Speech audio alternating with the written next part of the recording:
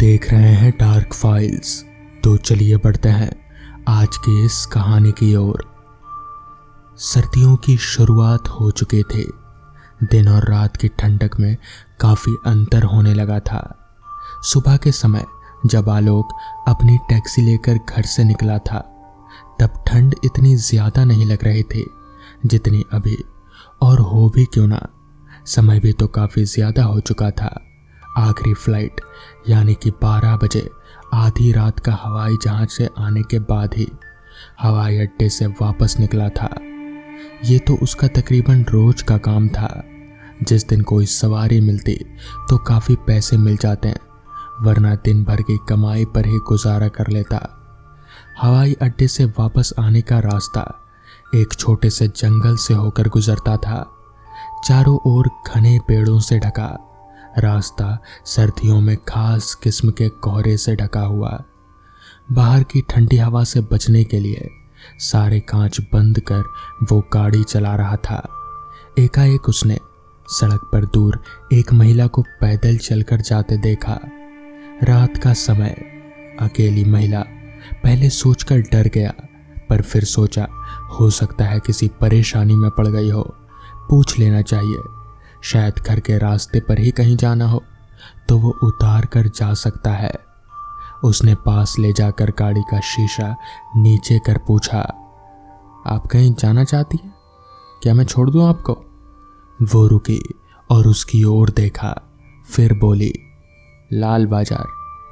आलोक के घर का रास्ता तो लाल बाजार से होकर ही जाता था, सो उसने कहा, बैठ जाइए, मैं छोड़ दूंगा। थोड़ी देर बाद वो लाल बाजार पहुंच गए। वो महिला एक मकान के सामने टैक्सी रोककर उतर जाती है और किराए के लिए 500 का नोट देती है। जब तक आलोक खुले जेब से गिनकर निकालता है, वो सामने के मकान में घुस जाती है। इतनी रात को किसी के घर की घंटी बजाना आलोक को पसंद नहीं आता। वो सोचता है कल सुबह हवाई अड्डा जाते समय खुले देता जाऊंगा। अगले दिन सुबह वो जब घर जाता है तो दरवाज़ा एक आदमी खोलता है।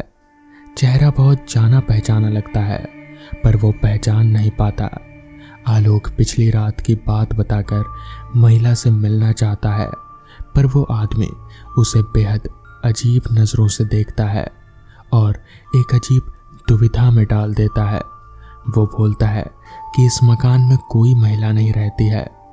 आलोक परेशान हो जाता है, बहुत सोचने की कोशिश करता है कि उस आदमी को कहाँ देखा था। हवाई अड्डे पर खड़े खड़े आलोक सिर्फ उस आदमी के बारे में ही सोचता है। सारे दिन सवारियों को ले जाने ले आने में व्यस्त रहने के बाद फिर वो अपनी रोज रात की आखिरी सवारी के लिए हवाई अड्डे पर पहुंचता है। आज भी कोई सवारी नहीं मिलती है और वो अपने घर के लिए जब निकलता है तो रात के ठीक 12 बजे होते हैं। उसे फिर वही महिला चलती हुई मिलती है। वो जब उसके पास अपनी टैक्सी रोकता है तो महिला उसे बिना देखे, बिना कोई बात किए उसकी टैक्सी में बैठ जाती है। आज बिना पूछे आलोक उसके घर के सामने रुकता है।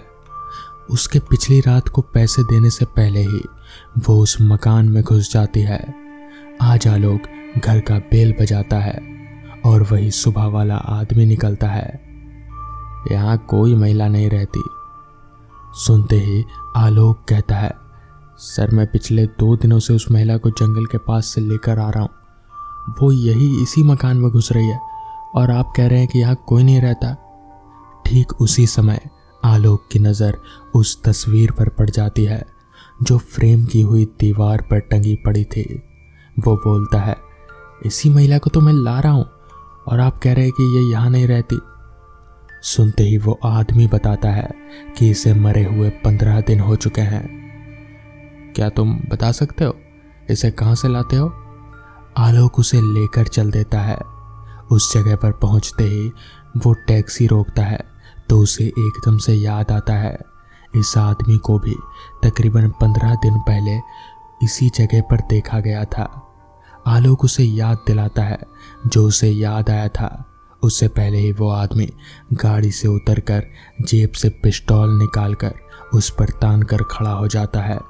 उसका चेहरा बेहद डरावना हो जाता है और वो आलोक से कहता है, मैंने खुद अपनी पत्नी को मारा था।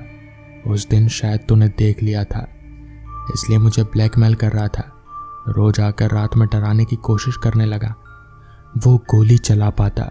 ठीक उसी समय फिजा में एक महिला की हंसी उभरती है और वही महिला उस आदमी और आलोक के बीच में जैसे हवा से अचानक प्रकट होती है और उसे देखते ही वो आदमी गोलियां चला देता है जो बिना किसी को आहत किए हवा में उड़ जाती है। ये देख बिना कोई बात किए आलोक अपनी गाड़ी तेजी से घुमाकर वहां से भाग निकलता है। अगले दिन सुबह जब पेपर देखता है तो खबर छपी होती है कि एक व्यापारी ने हवाई अड्डे की सड़क पर अपनी पत्नी की हत्या कर खुदकुशी कर ली। तो दोस्तों, ये थी आज की पहली कहानी। तो चलिए बढ़ते हैं आज की दूसरी कहानी की ओर। दोस्तों, आज मैं जो आपको कहानी बताने जा रहा हूँ वो घटना मेरे साथ कुछ यूं घटी थी कि मैं उस घटना को आज तक भूल नहीं सका और ना ही मैं अपने जीते जी उस घटना को कभी भूल पाऊंगा। पहले मैं भूत प्रेत इन सब बातों पर विश्वास नहीं करता था, मगर इस घटना के बाद से मैं भूत प्रेत इन सब बातों पर विश्वास करने लगा हूँ। विश्वास तो दूर, अब मैं भूत प्रेत की बात सुनकर ऊपर से लेकर नीचे तक कांप उठता हूँ। और ऐसा हो भी क्यों ना, मेरे साथ जो घटना घटी थी वो घटना कोई मामूली घटना नहीं थी। उस समय मैं भूतों के हाथों से मरते मरते बचा था। दरअसल मेरे साथ हुआ कुछ यूं था कि आज से 15 साल पहले जब मैं ऑफिस का सारा काम खत्म करके अपने घर जा रहा था तो काफ़ी रात हो गई थी। काफ़ी मतलब उस समय रात के 10 बज रहे थे। ऐसे में मेरी ऑफिस की छुट्टी शाम के 7 बजे तक हो जाती है, मगर उस दिन मेरा कुछ ज़्यादा ही काम था, जिस कारण सारा काम खत्म करते करते मुझे रात के 10 बज गए थे। काम भी इतना अर्जेंट था कि मुझे उसी दिन ही पूरा करना था। खैर, ऑफिस से निकलकर कुछ देर बाइक चलाने के बाद मैं शहर के रास्ते से अलग एक वीरान रास्ते पर पहुंचा। वो रास्ता शहर के अलग मेरे गांव की ओर जाता था। दरअसल मैं गांव में रहता हूं और मेरा गांव शहर से 12 किलोमीटर दूर है। मेरे रोज गांव से शहर ऑफिस आना जाना करता हूं। ऑफिस आने जाने में मुझे लगभग 1-1.5 घंटे का समय लग जाता है। मैं जिस रास्ते पर आगे बढ़ रहा था वो रास्ता काफ़ी सुनसान और घने अंधेरे में डूबा हुआ था।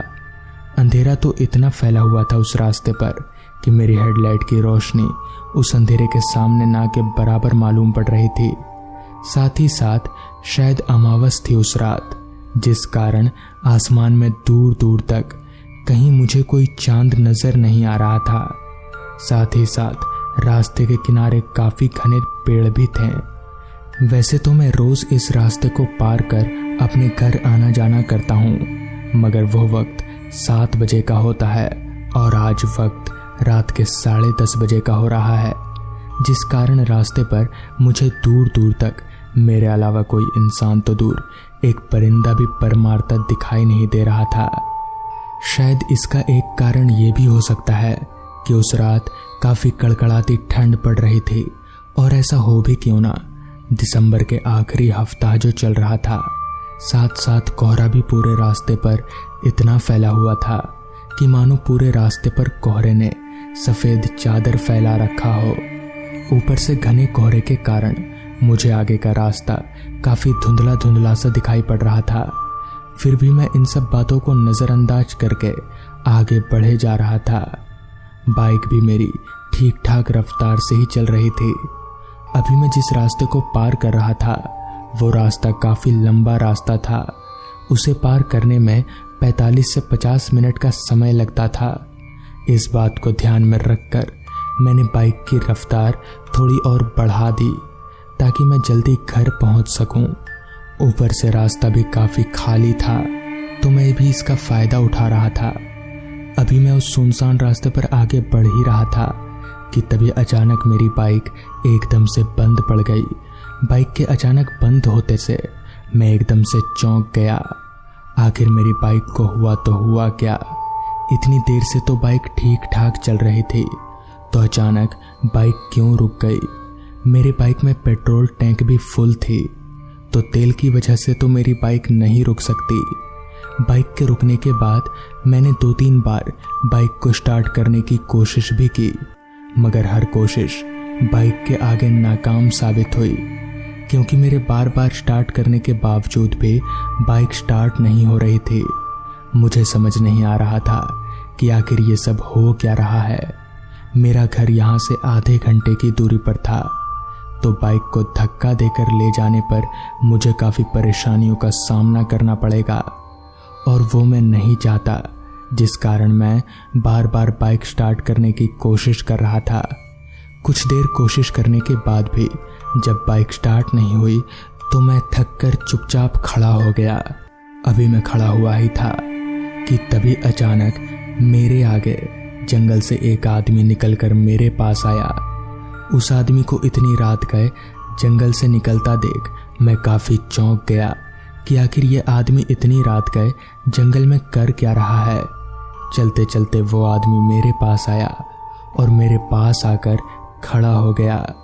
अचानक उस आदमी को मेरे पास आता देख मैंने उस आदमी से पूछा, क्या बात है भाई, आपको मुझसे कुछ काम है क्या?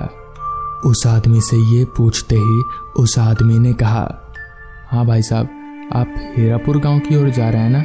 मैं भी उधर ही जा रहा हूँ, क्या आप मुझे वहाँ तक छोड़ देंगे? इस पर मैंने उस आदमी को जवाब दिया, छोड़ देता भाई साहब, अगर मेरी बाइक खराब नहीं होती तो। मुझे लगता है बाइक को धक्का देकर ही ले जाना पड़ेगा। इस पर उस आदमी ने कहा, क्यों, आपकी बाइक ठीक नहीं है? मुझे तो लगता है कि आपकी बाइक ठीक है, आप एक बार स्टार्ट करके तो देखिए। इस पर मैंने उस आदमी से कहा, नहीं, मैं काफ़ी बार स्टार्ट करके देख चुका हूँ, मगर मेरी बाइक स्टार्ट नहीं हो रही। मेरी बात सुनने के बाद उस आदमी ने कहा, आप मुझे चाबी दीजिए, मैं स्टार्ट करके देखता हूँ। मैं भी हालात से लाचार था, जिस कारण मैंने भी अपनी बाइक की चाबी उस आदमी को दे दी। चाबी लेकर जैसे ही उस आदमी ने बाइक स्टार्ट करने की कोशिश की, बाइक एक ही बार में तुरंत स्टार्ट हो गई। मुझे तो अपनी आंखों पर भरोसा नहीं हो रहा था कि आखिर उस आदमी से एक बार में ही बाइक स्टार्ट कैसे हो गई। खैर जो भी हो, मेरे लिए तो आदमी मसीहा के समान था, जिस कारण मैंने उस आदमी से कहा, आप तो लगता है कि जादूगर है, चलिए मैं आपको हीरापुर छोड़ देता हूँ। इसके बाद मैं उस आदमी को बाइक में बिठाया और आगे की ओर चलता बना। अब रात और भी काफ़ी ज़्यादा हो गई थी, जिस कारण मैंने अपनी घड़ी में वक्त देखा तो वक्त हो रहा था रात के 11:15 बजे का, और मैं उस आदमी को बैठाकर अपने गांव हीरापुर की ओर बढ़े जा रहा था। मगर ये आदमी इतनी रात गए इस जंगल में क्या कर रहा था, ये जानने के लिए मैंने उस आदमी से पूछा, भाई साहब, आप इतनी रात गए इस जंगल में क्या कर रहे थे? मगर जैसे ही मैंने उस आदमी से ये पूछा तो मुझे पीछे से कोई आवाज़ नहीं आई। पीछे से कोई आवाज़ नहीं आने पर मैंने जैसे ही पीछे मुड़कर देखा तो अब वो आदमी पीछे से गायब था। उस आदमी को अचानक गायब होता देख मैं एकदम से बाइक रोका और इधर उधर उस आदमी को देखने लगा, मगर इधर उधर नज़रें दौड़ाने के बाद भी मुझे वो आदमी कहीं नहीं दिखा। मगर ऐसा कैसे हो सकता है? कोई भी जिंदा इंसान इस तरह से गायब कैसे हो सकता है? मगर रात काफ़ी हो जाने की वजह से मैं वहाँ और ज़्यादा उस आदमी को नहीं ढूंढा और सीधे अपने घर चला गया। बाद में उस आदमी के बारे में पूछने पर पता चला कि वो आदमी कोई इंसान नहीं बल्कि एक आत्मा है, एक अच्छी आत्मा जो हर वक्त मुसीबत में पड़े लोगों की मदद करती है। जिस तरह उस रात उस आत्मा ने मेरी मदद की, अगर उस रात उस आत्मा ने मेरी मदद नहीं की होती तो मेरे साथ उस रात कुछ भी हो सकता था। इस घटना के बाद से मैं भूत प्रेत पर यकीन करने लगा और मैं ये भी जान गया हूँ कि अगर बुरी आत्मा भी होती है तो अच्छी आत्मा भी होती है। तो दोस्तों, ये थी आज की कहानी। अगर आपको ये कहानी पसंद आई हो तो चैनल को ज़रूर सब्सक्राइब कर लें तो मैं आपका दोस्त आर्यन जल्द ही मिलूंगा आपसे ऐसी ही एक कहानी के साथ।